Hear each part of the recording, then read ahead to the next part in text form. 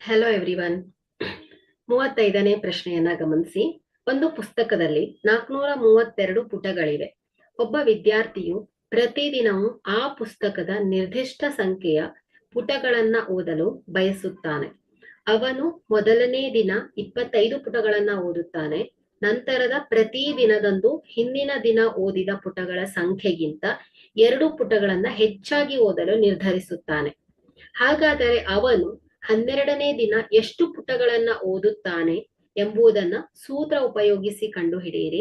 ವಿದ್ಯಾರ್ಥಿಯು ಪುಸ್ತಕವನ್ನ ಸಂಪೂರ್ಣವಾಗಿ ಓದಲು ತೆಗೆದುಕೊಳ್ಳುವ ದಿನಗಳ ಸಂಖ್ಯೆಯನ್ನ ಕಂಡುಹಿಡಿಯಿರಿ ಅಂತ ಹೇಳಿದ್ದಾರೆ. ಸೊ ಇಲ್ಲಿ ಒಂದು ಪುಸ್ತಕದಲ್ಲಿ ಎಷ್ಟು ಪುಟಗಳಿವೆ? 432 ಪುಟಗಳಿವೆ ಮಕ್ಕಳೇ. ಒಬ್ಬ ವಿದ್ಯಾರ್ಥಿ ಏನ್ ಮಾಡ್ತಾನೆ, ಪ್ರತಿದಿನ ಆ ಪುಸ್ತಕದ ನಿರ್ದಿಷ್ಟ ಸಂಖ್ಯೆಯ ಪುಟಗಳನ್ನ ಓದಲು ಬಯಸ್ತಾನೆ. ಮೊದಲನೇ ದಿನ ಏನ್ ಮಾಡ್ತಾನೆ, 25 ಪುಟಗಳನ್ನ ಓದ್ತಾನೆ. ಸೊ ಅಂದ್ರೆ ಮೊದಲನೆಯ ದಿನ ಅಂದ್ರೆ ಎ ಆಯ್ತು ಅಲ್ವಾ. ಸೊ ಮೊದಲ ಪದ ಆಯ್ತು. ಎಷ್ಟು? 25. ಸೊ ಏನ್ ಮಾಡ್ತಾನ ಅವನು, ಪ್ರತಿ ದಿನದಂದು ಹಿಂದಿನ ದಿನ ಓದಿದ ಪುಟಗಳ ಸಂಖ್ಯೆ 2 ಪುಟಗಳನ್ನ ಹೆಚ್ಚಾಗಿ ಓದ್ತಾ ಹೋಗ್ತಾನೆ. ಅಂದ್ರೆ ಏನಾಯ್ತು, ಕಾನ್ಸ್ಟೆಂಟ್ ಆಗಿದೆ. ಸಾಮಾನ್ಯ ವ್ಯತ್ಯಾಸ ಡಿ ಆಯ್ತು. ಎಷ್ಟು? 2 ಅಲ್ವಾ.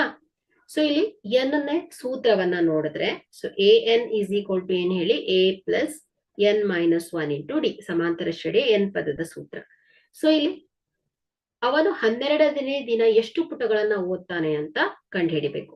ಸೊ ಹಾಗಾದ್ರೆ ಎ 12 ಈಸ್ ಈಕ್ವಲ್ ಟು ಏನ್ ಹೇಳಿ, 25 A plus n minus 1 into D.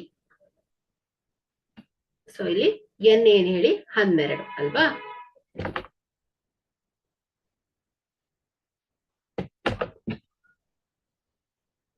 ಹನ್ನೆರಡು ಮೈನಸ್ ಡಿ ಏನ್ ಹೇಳಿ, 2.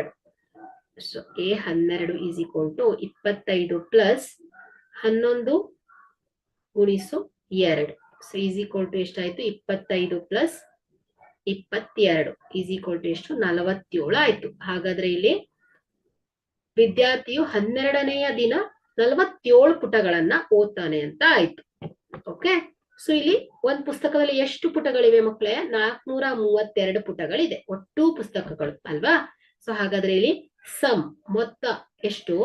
S n is equal to ಎಷ್ಟು ಹೇಳಿ, 432. ಸೊ ಅಷ್ಟು ಪುಸ್ತಕಗಳನ್ನ ಎಷ್ಟು ದಿನ ಓದ್ತಾನೆ ಅನ್ನೋದು ನಮ್ಗೆ ಗೊತ್ತಿಲ್ಲ. ಅಂದ್ರೆ ಎನ್ ನಮ್ಗೆ ಗೊತ್ತಿಲ್ಲ, ಬಟ್ ಎಷ್ಟು ಪುಟಗಳಿವೆ ಅನ್ನೋದು ಗೊತ್ತು. 432 ಪುಟಗಳಿವೆ ಅನ್ನೋದು ಗೊತ್ತು.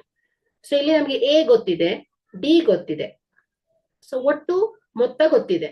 ಸೊ ನಾವೇನ್ ಮಾಡ್ಬೋದು, ಎನ್ ಅನ್ನ ಫೈಂಡ್ ಔಟ್ ಮಾಡ್ಬೋದು ಮಕ್ಕಳು. ಎಷ್ಟು ಪುಟಗಳಿದೆ ಅನ್ನೋದು ಗೊತ್ತು. ಸೊ ಈಗ ಎಷ್ಟು ದಿನದಲ್ಲಿ ಓದ್ತಾನೆ ಅನ್ನೋದನ್ನ ನಾವು ಫೈಂಡ್ ಔಟ್ ಮಾಡ್ಬೋದು ಮಕ್ಕಳೇ. ಸೊ ಹಾಗಾದ್ರೆ ಇಲ್ಲಿ ಎಸ್ ಎನ್ ನ ಸೂತ್ರ ಏನ್ ಹೇಳಿ, S n is equal to n by 2 into 2a plus n minus 1 into d. So ಒಟ್ಟು ಮೊತ್ತ ಎಷ್ಟು? 432 ಪುಟಗಳಿವೆ. So n by 2 into 2 into 25 plus n minus 1 into d 2. Okay. So 432 ಗುಣಿಸು 2 is equal to n into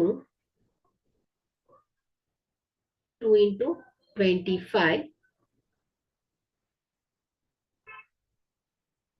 50 plus 2n minus 2. So 402 4 3 6 4 8 864 is equal to n into 50 minus 2 48 plus 2n ಆಗತ್ತೆ ಇದು. Okay. So 864 is equal to 48n plus 2n square is okay. So ಇಷ್ಟ ಆಗತ್ತೆ.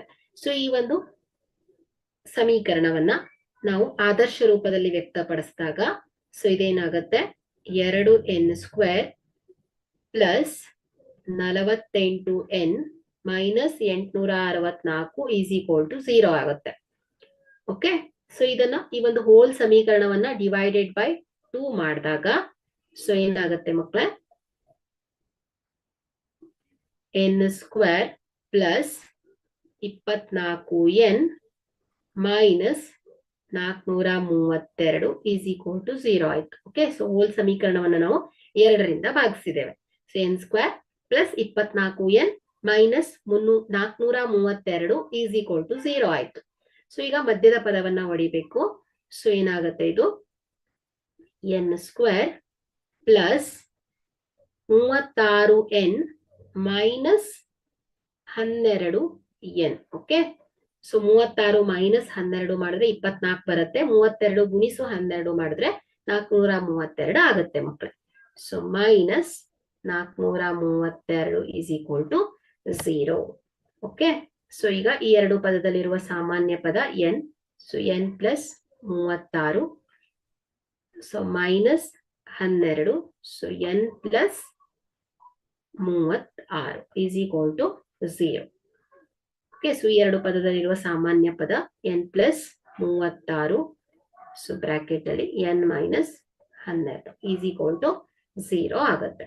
So ಹಾಗಾದ್ರೆ ಇಲ್ಲಿ n is equal to minus 36 ಅಥವಾ N is equal to 12 ಆಯ್ತು ಮಕ್ಕಳು. Okay, so ಇಲ್ಲಿ ದಿನಗಳ ಸಂಖ್ಯೆ ಋಣಾತ್ಮಕವಾಗಿರ್ಲಿಕ್ಕೆ ಸಾಧ್ಯ ಇಲ್ಲ. ಸೊ ಹಾಗಾಗಿ ನಾವು ಇಲ್ಲಿ ವಿದ್ಯಾರ್ಥಿ ಪುಸ್ತಕವನ್ನ ಪೂರ್ಣವಾಗಿ ಓದಲು ತೆಗೆದುಕೊಳ್ಳುವಂತಹ ದಿನಗಳ ಸಂಖ್ಯೆ ಏನಾಗತ್ತೆ ಹೇಳಿ 12 ಆಗತ್ತೆ ಅಲ್ವಾ. So n is equal to 12. Okay, so ವಿದ್ಯಾರ್ಥಿ ಪುಸ್ತಕವನ್ನ ಪೂರ್ಣವಾಗಿ ಓದಲು ತೆಗೆದುಕೊಳ್ಳುವ ದಿನಗಳ ಸಂಖ್ಯೆ 12 ಆಗಿದೆ. Thank you.